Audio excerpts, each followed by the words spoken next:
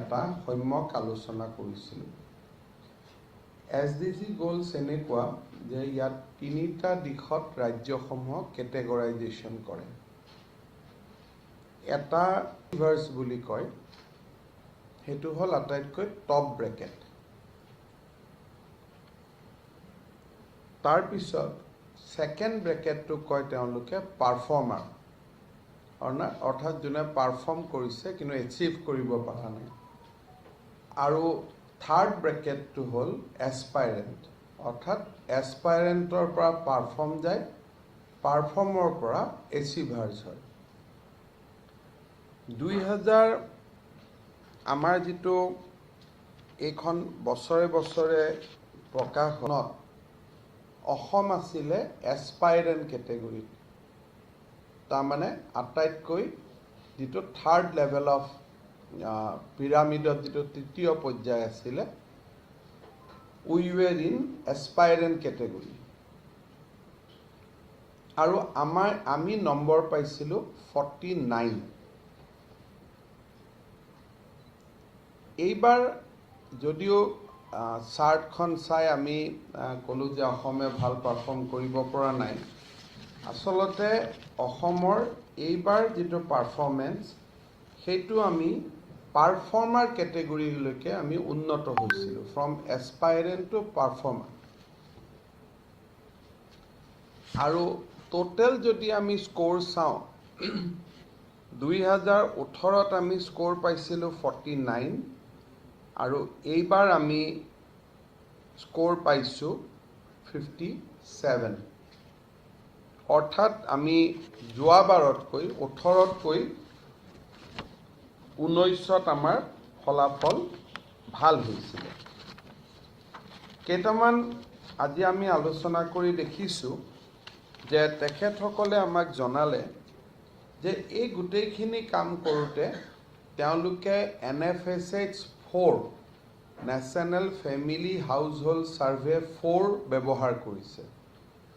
4ৰ অৰ্থটো হ'ল যে 2014 or 15, NFSH 4 basically refer about the survey conducted during 2014 and 15. NFSH 5 যেনেকৈ আমাক এটা ইলেক্ট্ৰিফিকেশ্যন আমাক 30% ঘৰত হোৱা বুলি ৰিপৰ্টটোত দেখুৱাইছে, আমাৰ ইলেক্ট্ৰিফিকেশ্যন হৈছে ইন 100%। পাৰ্থক্যটো এইকাৰণে আছে যে they are using NFSH 4 data, NFSH 5 data এতিয়াও অহা নাই বা এভেইলেবল হোৱা নাই। গতিকে অসমৰ পাৰফৰ্মেঞ্চ বহুতখিনি ডেটেড ডাটাৰ ওপৰত, অৰ্থাৎ বহুতো পুৰণা ডাটাৰ ওপৰত এছেছ কৰা হৈছে। দ্বিতীয়তে অসমত তেওঁলোকে কৈছে যে জেণ্ডাৰ পেৰিটি অসমত নাই, অৰ্থাৎ অসমৰ মহিলা পুৰুষৰ আক্ৰোশৰ বহুত বলি হয় বুলি ইয়াত এটা কথা উল্লেখ আছে। এই ডেটাবিলাক আপোনালোকেও জানে যে আমাৰ অসমত নাৰী পুৰুষৰ সমান অধিকাৰ বুলি ইগালিটেৰিয়ান ছ'চাইটি বুলি আমি বহুত সদায় আমি দাবী কৰোঁ, আৰু যথাৰ্থতে আমি এখন ইগালিটেৰিয়ান ছ'চাইটি। কিন্তু থানাত তাৰ কৰে কাৰণে অসমত তেওঁলোকে জেণ্ডাৰ ইকুৱেলিটি নাই বুলি কয়। এতিয়া উত্তৰ প্ৰদেশ আদি ৰাজ্যত হয়তো FIR কম হ'ব পাৰে যে মানুহৰ থানাত যোৱাৰ অধিকাৰেই নাই, উদাহৰণ হিচাপে কৈছোঁ। কিন্তু অসমত সকলো থানাত যাব পাৰে কাৰণে গ'লেই কেছ ৰেজিষ্টাৰ হয় কাৰণে আমাৰ ৰেজিষ্ট্ৰেশ্যন অফ ক্ৰাইম নম্বৰটো বেছি হৈ যায়। আমি নীতি আয়োগক অনুৰোধ কৰিছোঁ যে এই দিশবিলাকত আচলতে থানালৈ যোৱাটো পজিটিভ নে নিগেটিভ, এই বস্তুবিলাকৰ ওপৰতো, এই ডাটাবিলাকৰ ওপৰতো এটা সম্যক চৰ্চা হ'ব লাগে। এটা নম্বৰ আছে, অসম পিছুৱাইছে যে বিধানসভাত মহিলা বিধায়কৰ সংখ্যা কম, তাৰ কাৰণেও অসমে জেণ্ডাৰ ইকুৱেলিটিত পিছুৱাই গৈছে। গতিকে সেইটো ঠিক গভৰ্ণমেণ্টৰ ওপৰত ইয়াৰ কোনো কথা নাই। মানুহে যদি মহিলাক ভোট দি জিকোৱা নাই বা জিকাইছে সেইটোৰ লগত চৰকাৰ এখনক তাৰ লগত এছেছ কৰিব পৰা নাযায় গতিকে নীতি আয়োগে আমাক এইটোকে কৈছে যে this is a very complex and assessment complex data য'ত অকল গভৰ্ণমেণ্টে নহয় তাত ব্যক্তিগত মানুহৰ জীৱন ধাৰণো ইয়াত ৰিফ্লেক্ট কৰে গতিকে আজি আমি গোটেই কথাখিনি খুব ভালকৈ বুজি লৈছোঁ আৰু ভৱিষ্যতৰ দিনত আমি NFSH 5 ডাটা আহিলে অসমৰ পাৰফৰ্মেন্সটো বহুত ভাল হ'ব বুলি আমি ভাবিছোঁ কিন্তু in between 2018 and 19 Assam has progressed Assam পিছুৱাই অহা নাই যেটো প্ৰথম অৱস্থাত ডেটাটো চাই আমিও বুজি পোৱা নাছিলোঁ তেওঁলোকে আমাক বুজাই দিছে যে অসমে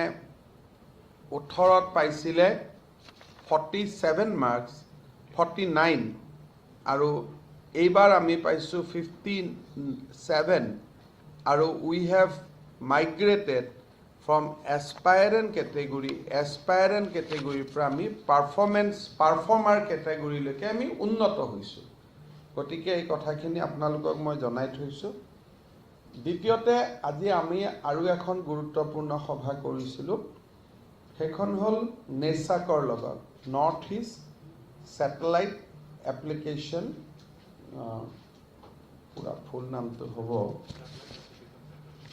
north east satellite application centre অৰ্থাৎ স্পেচৰ পৰা তেওঁলোকে আমাক ডেটা দিয়ে বানপানীৰ পিছত মথাউৰিটো কিমান ভাঙিলে কিমান পইণ্ট ভাঙিলে তাৰ কথাখিনিও স্পেচৰ পৰা তেওঁলোকে ক'ব পাৰে থ্ৰু ছেটেলাইট সীমান্তত কোনোবাই কাৰোবাৰ মাটি বেছিকৈ দখল কৰিলে নেকি সেইটো ছেটেলাইট পিকচাৰ তেওঁলোকে আমাক দিব পাৰে গুৱাহাটীৰ পাহাৰত আজিৰ দিনটোত কোনোবাই মাটি দখল কৰিব গৈছে নেকি তাৰো ছেটেলাইট পিকচাৰ তেওঁলোকে আমাক দিব পাৰে আজি কোনোবা জায়গাত বন সম্পদত মানুহ সোমাইছে নেকি আৰু ইভেন এই ৰাস্তাটো আমি কাম কৰিবলৈ ঠিকাদাৰক দিছিলোঁ ৰাস্তাটো সম্পূৰ্ণ নোহোৱাকৈ বিল লৈছে নেকি এনেকুৱা ধৰণৰ ছেটেলাইট ডেটাও তেওঁলোকে আমাক দিব পাৰে তাৰ কাৰণে আমি এখন তেওঁলোকৰ পৰা আমি একশ্যন প্লেন আজি আমি বনাবৰ ছেটেলাইটৰ সহায়ৰ ছেটেলাইট চিত্ৰৰ আমি সহায় লোৱাৰ বাবে সিদ্ধান্ত লৈছোঁ আনকি বানপানী আহিলেও তেওঁলোকে 48 ঘণ্টা আগত আমাক ক'ব পাৰিব লাইটনিং আহিলেও তেওঁলোকে আমাক কিছু আগত জনাব পাৰিব আৰু এই বছৰ মেলেৰিয়া জাপানিজ এনকেফেলাইটিছ বেছি হ'ব নেকি তাৰো ডেটা তেওঁলোকে আমাক আগতীয়াকৈ দিব পাৰিব so it has a very wider application across various sectors আৰু সেইকাৰণে আজি আমি ইয়াতে আলাপ আলোচনা কৰিলোঁ যাতে অনাগত দিনত এই নেচাকৰ লগত এখন MOU কৰি আমি অসমৰ বিকাশৰ যিটো গতি তাক এটা সাইণ্টিফিক বা বিজ্ঞানসন্মত আমি ৰূপ এটা আমি দিব পাৰোঁ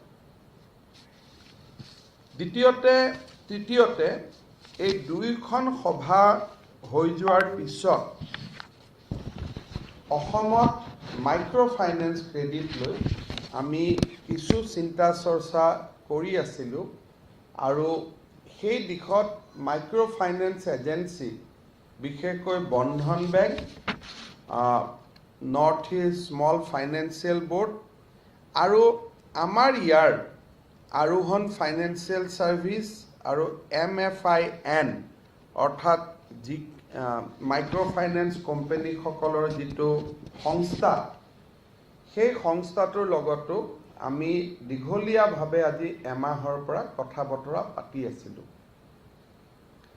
মাইক্ৰ' ফাইনেন্সৰ সময়ত আপোনালোকে জানে যে নিৰ্বাচনৰ সময়ত ভাৰতীয় জনতা পাৰ্টিৰ হৈ মই যেতিয়া বক্তব্য ৰাখিছিলোঁ প্ৰতিখন সভাতে মই কৈছিলোঁ যে দুখীয়া মহিলাক মাইক্ৰ' ফাইনেন্সৰ পৰা ৰেহাই দিয়া হ'ব অৰ্থাৎ ইনভাৰ্টেডৰ ভিতৰত দুখীয়া শব্দটো মোৰ প্ৰত্যেকটো বক্তব্যতে আছিলে আৰু আপোনালোকে সেইটো ইচ্ছা কৰিলে ভিডিঅ' ক্লিপিংবিলাকো চাব পাৰিব গতিকে আমি যিয়েই কৰিব লাগিব দুখীয়া আৰু আৰ্তজনৰ কাৰণে কৰিব লাগিব আপোনাৰ মোৰ দৰে মানুহৰ কাৰণে আমি কৰিলেতো মানুহে কোৰ্টতো যাব পাৰে যে ধনী মানুহৰ কাৰণে আপোনালোকে কিয় কৰিছে। গতিকে প্ৰথম কথা আমাৰ লক্ষ্যটো হ'ল যে দুখীয়া আৰু আৰ্তজনৰ কাৰণে আমি কৰিব লাগিব।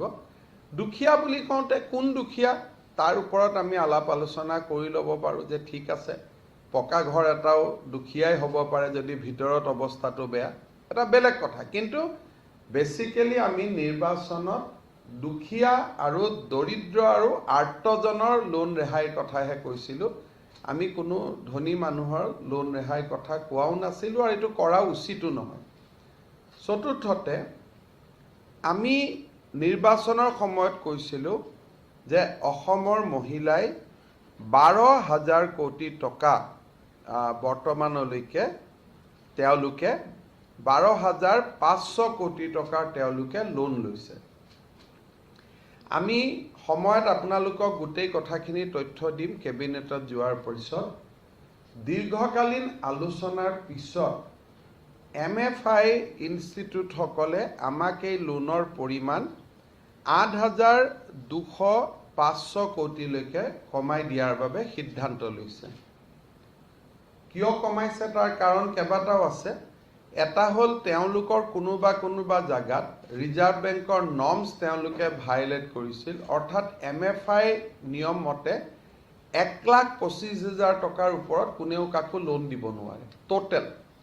কিন্তু তেওঁলোকে ক'ৰবাত 2 লাখলৈকেও দি দিছিলে। সেই 75,000 টকা তেওঁলোকে নিজে ৰেহাই দিব লাগিব।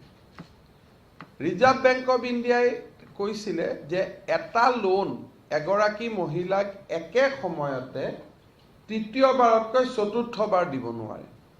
গতিকে যিখিনি লোন 4th টাইম হৈ গৈছিল, এগৰাকী মহিলাক ইটোৱে দিছে সিটোৱে দিছে, 4বাৰ হৈ গ'ল। তো 4বাৰ হ'লে তেতিয়া 4 নম্বৰ লোনটো ৰিজাৰ্ভ বেংকৰ পেৰামিটাৰত নপৰে, যিটো আমাৰো বিধানসভাত আইনখন আমি যি পাছ কৰিলোঁ, গেজেট কৰিলোঁ।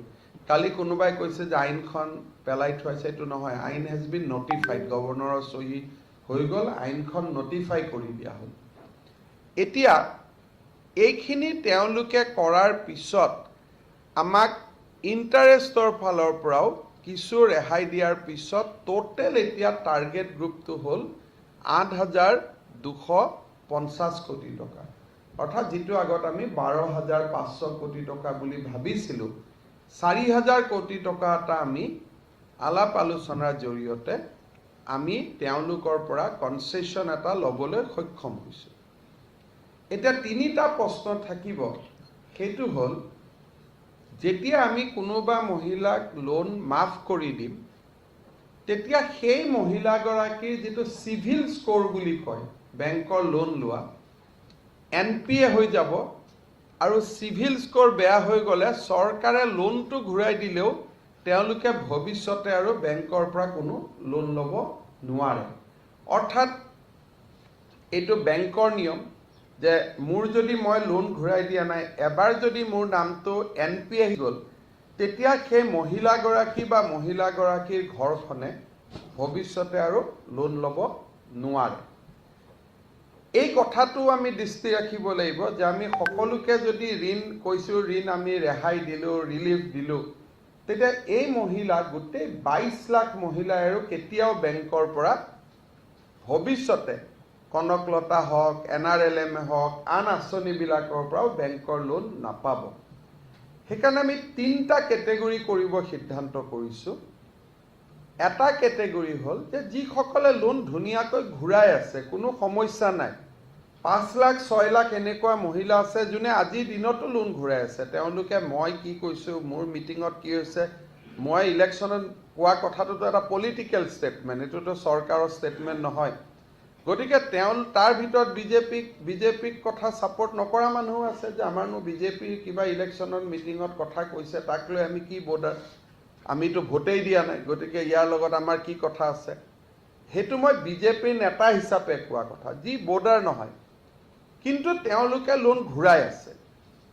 এটা তেওঁলোকক যদি আজিৰ দিনত আমি কওঁ যে লোন ঘূৰাই দিব নালাগে, লোন আপোনাক ৰেহাই কৰি দিম, এই মানুহখিনিয়ে মোক প্ৰশ্ন কৰিব যে ভৱিষ্যতে মই আকৌ লোন পাম নে নাপাম বেংকৰ পৰা।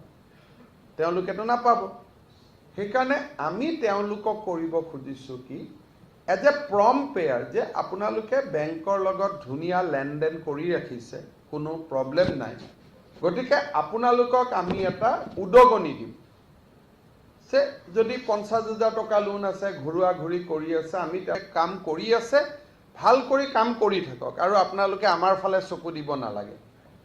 কোনে কি প্ৰেছত কৈছোঁ নাই কোৱা এইবিলাক নাচাব, ভাল মহিলাৰ দৰে আপোনালোকে লোন ঘূৰাই দি আছে, কৰি আছে, ভগৱানে আপোনালোকক শক্তিও দিছে, লোনৰ টকা দি কোনোবাই মুৰ্গী ফাৰ্ম খুলিছে, ব্ৰইলাৰ খুলিছে, ব্যৱসায় কৰি আছে আৰু ভৱিষ্যতে আৰু আগত যোৱাৰ সপোন আছে।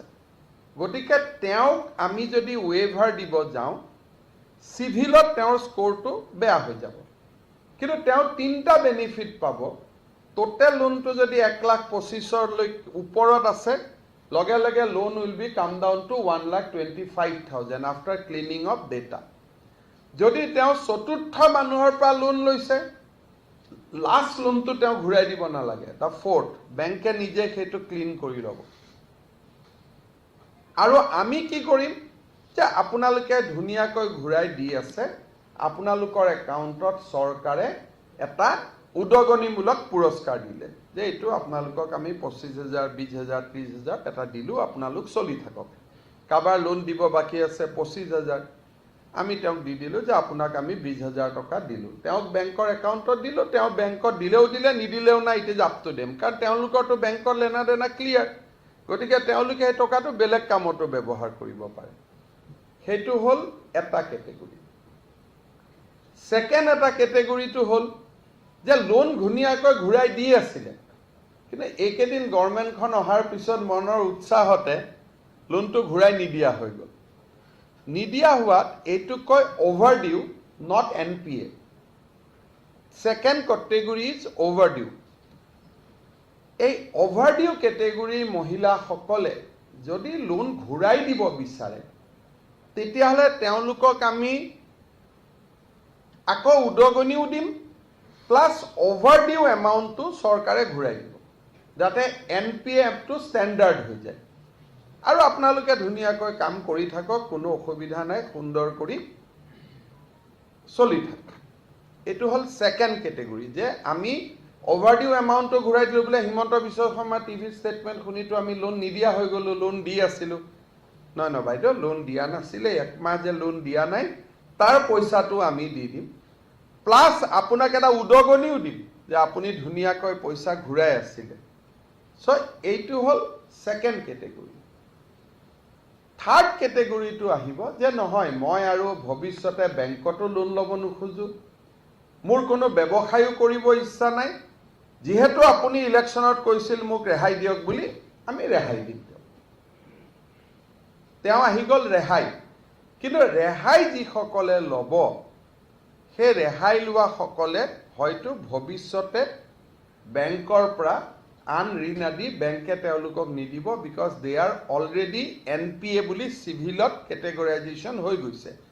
গতিকে ভৱিষ্যতে তেওঁলোকে বেংকত লোন পাই থাকিব নাই পোৱা, সেইটোত আমি চৰকাৰৰ কথা নাই, সেইটো যি নৰ্মছ আছে, বেংকিং নৰ্মছ আছে, নৰ্মছ উইল ফ'ল', কাৰণ আপোনালোকেও যদি ক্ৰেডিট কাৰ্ডত টকা খৰচ কৰে, চিভিলত স্ক'ৰটো সোমাই যায় আৰু সেইমতে ভৱিষ্যতৰ বেংকৰ লোনৰ গতিধাৰাটো নিৰ্ধাৰিত হয়। এই তিনিওটা কাম কৰিব যাওঁতে আমাৰ 1 আৰু 2ত আমাৰ একো কণ্ডিশ্যন নাথাকে। ছাপ'জ নাম্বাৰ 1, মই ঘূৰাই দি আছোঁ, ঘূৰাই দি থাকিম, মোক আপোনাক খালি মই এটা পুৰস্কাৰ দিব লাগে, পুৰস্কাৰটো শকত পুৰস্কাৰ হ'ব, আৰু যাৰ 2-3 লাখ টকা লোন আছে তাতো নামি আহিব 1,25,000লৈকে automatically as a part of cleaning process.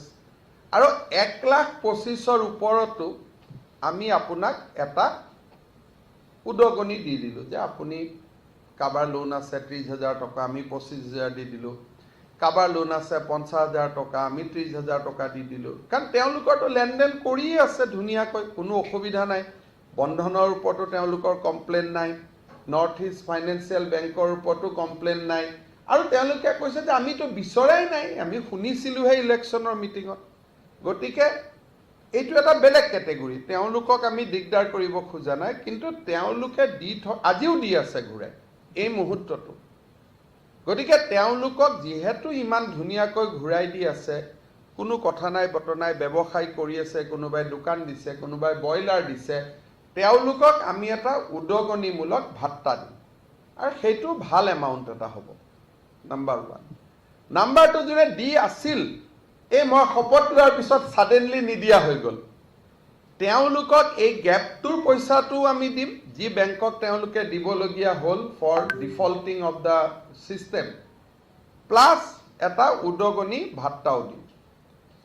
আৰু থাৰ্ড কেটেগৰীটো হ'ল যে নহয়, মোক আৰু লোন ৰেহাই দিম বুলি কৈছিল চৰকাৰে, ৰেহাই দিব লাগে, বাইদেউকেইজনী টিভিত আহি আছে নহয়, তেওঁলোকক আমি পুৰা লোনটো ঘূৰাই দিম।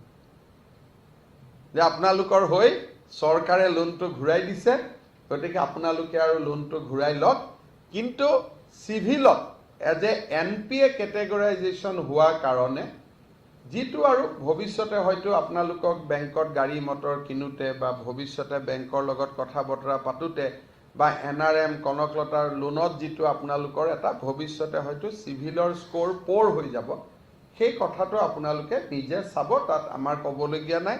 আমি লোন ঘূৰাই দিম বুলি কৈছিলোঁ, আমি লোন ঘূৰাই দিলোঁ। এইটো হ'ল 3টা কেটেগৰী। খালি লোন ঘূৰাই দিওঁতে কোনোবাই যদি কয় চৰকাৰী কৰ্মচাৰী ঘৈণীয়েকক ঘূৰাই দিব লাগে, সেইটোতো আৰু মোক কাটিলেও মাৰিলেও মই নোৱাৰোঁ, সেইটোতো সম্ভৱো নহয়, এইটো উচিতো নহয়।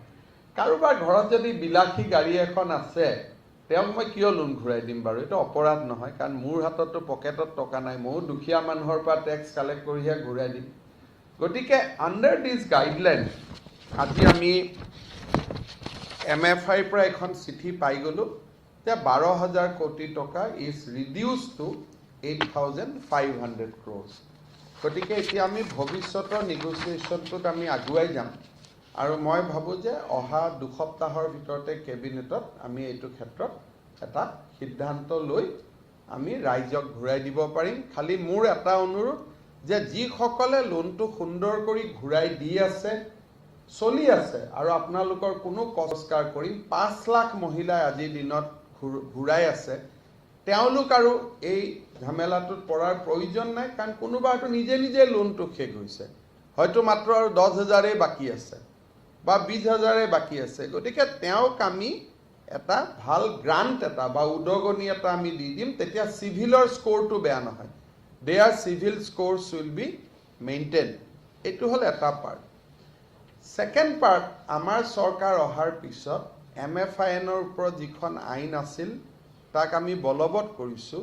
গতিকে এতিয়া এগৰাকী মহিলাক 3টাতকৈ অধিক লোন দিব নোৱাৰে কোনেও, 1,25,000তকৈ বেছি কোনেও লোন দিব নোৱাৰে, আৰু BPL মহিলাক লোন দিব নোৱাৰে, আৰু ঘৰলৈকে কোনো এজেণ্ট যাব নোৱাৰে। সেই আইনখনো আমি ইতিমধ্যে অসমৰ মহামান্য ৰাজ্যপালে চহী কৰি দিছে। চ' ইট হেজ বিকাম এ ল। গতিকে বহুত মহিলাৰ ভৱিষ্যতৰ দিনতো সুৰক্ষা হ'ব। আপোনালোকৰ যদি কিবা সুধিবলগীয়া আছে সুধিব।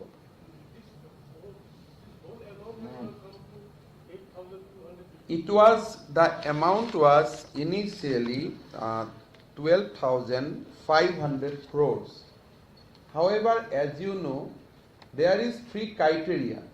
The total loan cannot go beyond 1,25,000. The 4th bank, because 25,000 di thakute it breach.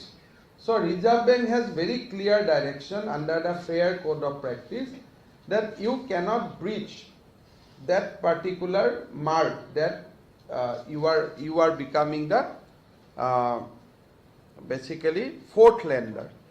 So when you apply these 2 criteria, then the total amounts come down to somewhere around 8,950 crores. After that, there is a Reserve Bank guidelines on interest also, that you cannot charge more than 2.5%. So some MFI, out of their over enthusiasm or some somebody has breached that parameter. So on that count, the figure will be around 600 crores. So out of that, when everything is clean and everything is done away, then the total liability has come to 8,250 crores. So during our 1 month of negotiation, we could get this. But এইটো কোনোবাই loan ঘূৰাই দি থাকিলেও automatically বেংকত তাৰ এমাউণ্টবোৰ কমি আহিব যদি কাবাৰ নামত 3 লাখ আছিলে once we sign the MOU the loan will reduce to 1,25,000 interest will be different principal amount will come down গতিকে যাৰ 3 লাখ আছে লোন 4 লাখ আছে 5 লাখ আছে 2 লাখ আছে এটো অটোমেটিক্যালি 1,25,000 হৈ যাব হেতু হল গুটে অসমত জিমান আছে they are going to stand, they are going to be benefited out of this concession. So this is a huge concession, the 25% loan stand, আজিয়ে নোহোৱা হৈ গ'ল এটা সেইটো এতিয়া প্ৰশ্নটো হ'ল গভৰ্ণমেণ্ট ৱেভাৰ যোনে লয় NP একাউণ্টত তেওঁলোক হৈ যাব কি চিভিলত স্কোৰটো পৰি যাব সেইকাৰণে আমি বিচৰা নাই যে মহিলাসকলে আমাৰ পৰা ৰেহাই লওক বা ৰিলিফ লওক তাৰ পৰিৱৰ্তে আমি বিচাৰিছো কি যে আমি মহিলাসকলক উদগনি দি দিওঁ will be something around 5-6,000 crores যে আমি উদগনি দিওঁ কিন্তু লোনটো যাতে ষ্টেণ্ডাৰ্ড হৈ থাকে কাৰণ কমপ্লেইন যিখিনি আছিল সেইখিনিতো নোহোৱা হৈ গ'ল এই লোন ৰেহাই কথাটো আহিছিল ক'ৰ পৰা যে বন্ধনে বেয়া কৰিছে সাধনে বেয়া কৰিছে আজিৰ পৰা বেয়া বস্তুটো যেহেতু সবে আজিৰ পৰা নোহোৱা হৈ গ'ল যদি কৰিছিল ভাল বেয়া things has been now resolved every loan has become pure reserve বেংকৰ মতে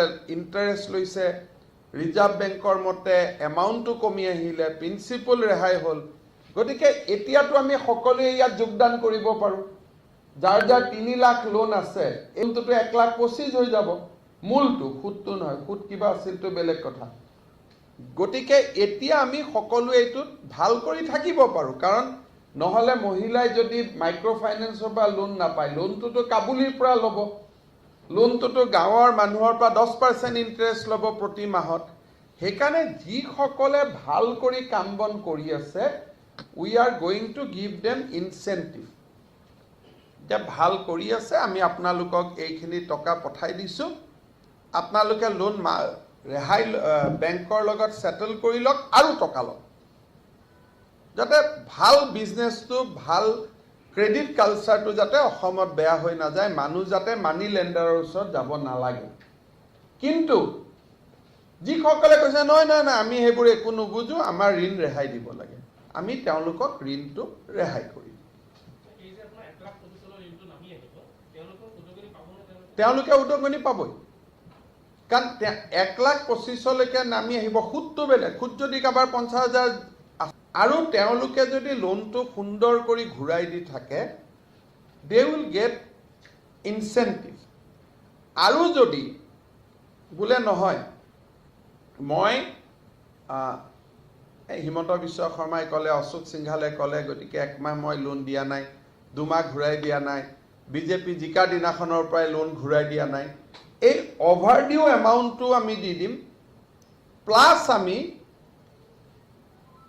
উদগনিউটো দিম আৰু যি সকলে ক'ব যে নহয় আমাক ৰেহাইয়ে লাগে তেওঁলোকক আমি ৰেহাই কৰি দিম গতিকে যোনে যি বিচাৰে খালি ৰেহাই লগত যিটো ৰিস্ক আছে যে ৰেহাই ললে ভৱিষ্যতে মই হয়তো বেংকৰ পৰা ঋণ নাপাম সেই ৰিস্কটো কিন্তু নিজে নিজে ল'ব লাগিব layers of microfinance হয় অসমত এতিয়া এই কোঅপাৰেটিভ সোসাইটিৰ যিখিনি মানুহ আছে তেওঁলোকে ঋণটো ৰেহাই পাব নাই মোৰ এনাউন্সমেন্ট আছিল মাইক্ৰো ফাইনান্স তো এসটি এসটি টি গাৰ্ডেনক বাদ দি বাকি মহিলাৰ ক্ষেত্ৰত কিবা এটা পপুলেশ্যন কি সন্তানো হলেও কথা নাই প্ৰথমবাৰটো 5-4 ওপৰত ৰাখিম দুটত নাহো অলপ ওপৰত ৰাখিম 5-4 কিন্তু লাহে লাহে আমি চৰকাৰী সুবিধাবিলাক কিন্তু দুটা সন্তানলৈকে আমি নমাই আনিম হেতু ইয়াৰ লগত লিংক নাই জেনাৰেলি এটো আপোনালোকে মোৰ এটা এনাউন্সমেন্ট বুলিয়ে ভাবিব পাৰে যে গ্ৰেজুৱেলি চৰকাৰৰ যেটো বোলে অৰুণোদয় তাত পপুলেশ্যন নৰ্মছ আহিব বোলে আমি চৰকাৰে প্ৰধানমন্ত্ৰী আৱাস যোজনাৰ বাহিৰত মুখ্যমন্ত্ৰী আৱাস যোজনা কৰিছে পপুলেশ্যন নৰ্মছ আহিব লাহে লাহে একেকুবে নাহে কিন্তু লাহে লাহে আমি পপুলেশ্যন নৰ্মছ আনিম প্ৰথম হয়তো 6টা সন্তান ৰাখিম নেক্সট বছৰ 5টা তাৰ পিছৰ বছৰ 4টা তাৰ পিছৰ বছৰ 3টা এনেকে কিন্তু ST SC আৰু চাহ বাগিচাত এই নিয়মটো নাহিব। Since we have got an opportunity to speak to you and we are trying to get your reaction since morning, your reaction about Rupiki Gurung. I do not react on individual initiative. If he joins BJP, then he will get a photo opportunity. So I do not react on any individual things. When he will join BJP, we will distribute sweets. He will come and have it. So but যেতিয়ালৈকে join নকৰে তেতিয়ালৈকে মই join কৰিব বুলি কোৱাটো ঠিক নহয়। এইটো তেওঁৰ ব্যক্তিগত স্বাধীনতা। যোৱাকালি ৰাতি তেওঁ মোক লগ কৰিছে। যোৱাকালি ৰাতি 1-1.5 ঘণ্টা সময় একেলগে আমি বহিছিলোঁ। আগতেও বহি থাকোঁ। আজি তেওঁ ৰিজাইন দিলে। ৰিজাইন দিয়াৰ পিছত মোক ফোন কৰা নাই। কোনোবা জায়গাত শুনিছোঁ তেওঁ একো এডুকেশ্যন আপুনি বহুত দিন ধৰি এডুকেশ্যন মিনিষ্টাৰ হৈ আছিলে এইখন গভৰ্ণমেণ্টৰ আগৰ গভৰ্ণমেণ্টত, কিন্তু এছডিজি যিটো পেৰামিটাৰ এডুকেশ্যন কোৱালিটি এডুকেশ্যন একেবাৰে তলত দেখাইছিল। তেনেকে দেখুওৱা নাই। আচলতে একেবাৰে শব্দটো ডাঙৰ শব্দ। তেওঁলোকৰ এটা প্ৰব্লেম আছিলে যে BEd টিচাৰ আমাৰ নাই, আৰু সেইটোতো নোহোৱাটোতো সঁচা। মই শিক্ষামন্ত্ৰী হোৱাৰ আগত যিমানকেইটা এপইণ্টমেণ্ট আছিলে নন BEd আছিলে। গতিকে আমি এতিয়া BEd আৰম্ভ কৰিছোঁ টেটৰ জৰিয়তে, কিন্তু পুৰণা টিচাৰৰ সংখ্যাটোতো বেছি। গতিকে এইবিলাক কথাইতো মই ইমান দিন কৈ আছিলোঁ যে ভাৰতে কেতিয়াবাই BEd টিচাৰ ল'লে, অসমখন মই শিক্ষামন্ত্ৰী হোৱালৈকে ৰখিয়ে থাকিলে। এতিয়া এইবিলাক যে ছাৰ্ভে পাইছে আজিৰ ৰিজাল্ট নহয়, আগৰ দিনত 2005 চনতে NCT নৰ্মছ আহিছিল যে BEd থাকিবই লাগে। 2012 চনতহে মই প্ৰথম এপইণ্টমেণ্ট কৰিলোঁ উইথ BEd। গতিকে এতিয়া নন BEd আৰু BEdৰ সংখ্যাটো এভৰি ইয়াৰ কমি কমি গৈ থাকিব। আৰু যিটো ড্ৰপ আউটৰ কথা